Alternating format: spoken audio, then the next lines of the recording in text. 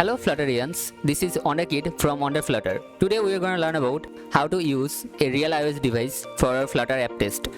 We usually use the simulators like Android simulator or iOS simulator to test our app. But we cannot test all the services of our app in the simulators, so we need a real device to test all the functionalities of our app.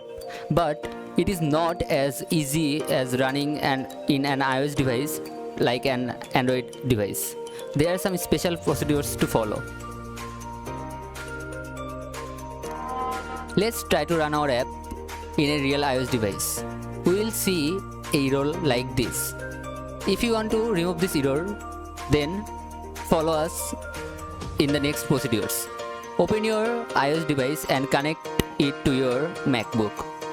Open your settings, go to General Settings, then go to the Device Management option and turn on Apple Development on your phone. After enabling this option, you will be able to run your app from your MacBook to your real device. Let's try it out. I am running the app and it's building now. The build is done, it's now launching in my phone.